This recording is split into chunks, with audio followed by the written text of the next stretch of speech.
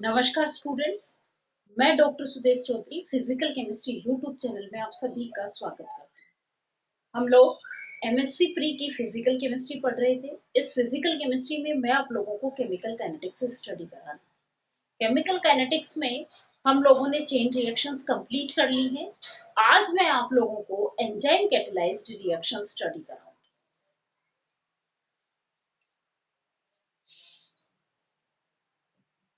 MSc pre का physical chemistry का portion पढ़ रहे हैं जो आपका थर्ड पेपर है।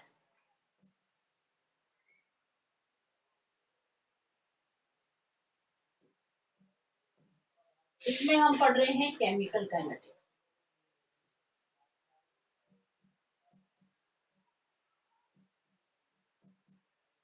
केमिकल काइनेटिक्स में आज हम टॉपिक पढ़ेंगे एंजाइम कैटेलाइज रिएक्शन।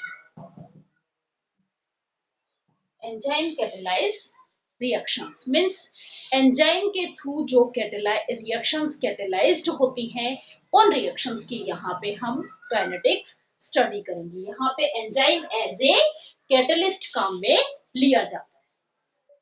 अब देखो कैटलिस्ट क्या होते हैं, ये सब चीजें हमने बीएससी फर्स्ट ईयर की काइनेटिक्स में हमने बहुत अच्छे से पढ़ लिया था। जो रिएक्शन के रेट को चेंज कर दे वो क्या कहलाते हैं? कैटलिस्ट। वो एक्सटर्नल सब्सटेंस जो किसी भी रिएक्शन के रेट को चेंज कर देते हैं क्या कहलाते हैं? कैटलिस्ट कहलाते हैं।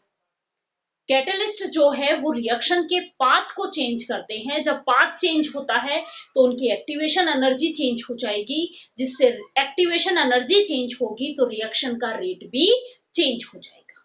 तो हमें कैटलिस्ट तो पता है कि क्या होते हैं कैटलिस्ट। अब ये कैटलिस्ट हमने क्या लिए? एंजाइम लिए। तो इन एंजाइम्स के थ्रू जो रिएक्शंस कैटेलाइज्ड होती हैं उनकी मैकेनिज्म अलग अलग साइंटिस्ट ने अलग अलग दी थी, लेकिन यहाँ पे हम माइकलिस मेंटन मैकेनिज्म पढ़ेंगे। कौन सी पढ़ेंगे? इन एंजाइम कैटेलाइज्ड रिएक्शन की जो मैकेनिज्म जो प्रपोज्ड की थी,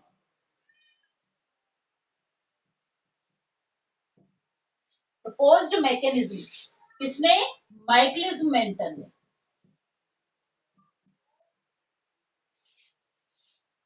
माइकलिस मेंटन ये दो साइंटिस्ट थे। इन साइंटिस्टों ने इनकी मैकेनिज्म दी थी। इसको हम एमएम मैकेनिज्म भी कहते हैं।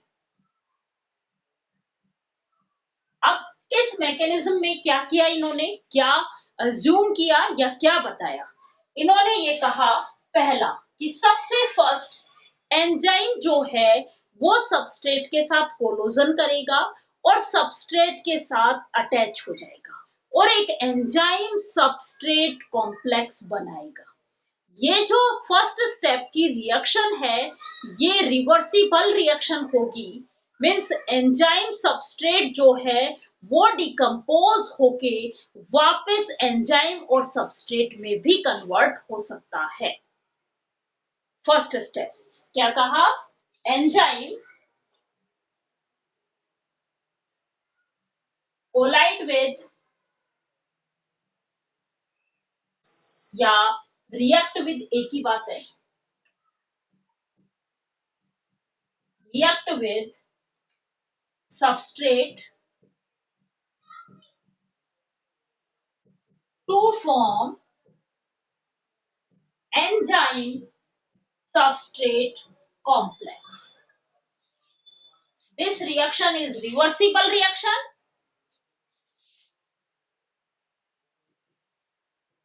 Reaction is reversible reaction. Means first step जो है वो कैसी होती है? रिवर्सिबल रिएक्शन होती है। इसमें ये एंजाइम सबस्ट्रेट जो है वो वापस डिकम्पोज होते हैं एंजाइम और सबस्ट्रेट के अंदर। सेकंड कैसा होगा? ये एंजाइम सबस्ट्रेट को मैं एस से डिनोट कर रही हूँ। Substrate means reactant. सबस्ट्रेट को हम एस से डिनोट कर रहे हैं। ये एंजाइम इस सबस्ट्रेट के साथ रिएक्शन करेगा। ये रिएक्शन एक रिवर्सिबल रिएक्शन होगी। फॉरवर्ड डायरेक्शंस के रेट कांस्टेंट को मैं K1 से डिनोट कर रही हूँ, बैकवर्ड डायरेक्शंस के रेट कांस्टेंट को K इनवर्स से डिनोट कर रही हूँ। आपकी इच्छा है आप इसको K2 से भी डिनोट कर सकते हो, कोई फर्क नहीं पड़ता, लेकिन नॉर्मली जनरली के इनवर्स से लिखते हैं। इनवर्स का मतलब रिवर्स रिएक्शन का रेट कांस्टेंट है। क्या बन रहा है? एंजाइम सबस्ट्रेट कॉम्प्लेक्स बन रहा है। फर्स्ट स्टेप सबको कंप्लीट। अब ये एंजाइम सबस्ट्रेट जो है वो क्या करेंगे? प्रोडक्ट फॉर्म करेंगे। क्या होगा? Enzyme substrate complex decompose into product. किस फॉर्म में टूट जाता है? ये प्रोडक्ट फॉर्म में टूट जाता है, या enzyme substrate complex form product, एक ही बात है। ये स्टेप है, this step is slow step, this step is slow step. अब स्लो स्टेप है तो ये स्टेप कैसी होगी? रेट डिटरमाइनिंग स्टेप होगी, क्योंकि मैंने काइनेटिक्स पढ़ाने से पहले हमने जब चेन रिएक्शंस या स्टडी स्टेट ट्रीटमेंट अप्लाई करवाया था तब मैंने कहा था कि रिएक्शन का रेट, यदि एक से ज्यादा स्टेप्स में कोई रिएक्शन हो रही है तो रिएक्शन का रेट हम उस स्टेप को यूज करते हैं जो स्लो स्टेप होती है। स्लो स्टेप को हम क्या कहते हैं? रेट डिटरमाइनिंग स्टेप कहते हैं। तो क्या हुआ? ये एंजाइम सबस्ट्रेट कॉम्प्लेक्स क्या बना रहा है? प्रोडक्ट बना रहा है और हमें एंजाइम एज इट इज मिल रहा है। ये क्या है? K2। ये स्टेप कैसी है? Slow step. स्लो स्टेप होगी तो ये क्या होगी? रेट डिटरमाइनिंग स्टेप होगी, RDS, रेट डिटरमाइनिंग स्टेप होगी। अब हम इन दोनों इन मैकेनिज्म के थ्रू या इन दोनों स्टेप्स के थ्रू रिएक्शन का रेट लिखते हैं। तो रिएक्शन का रेट क्या होगा?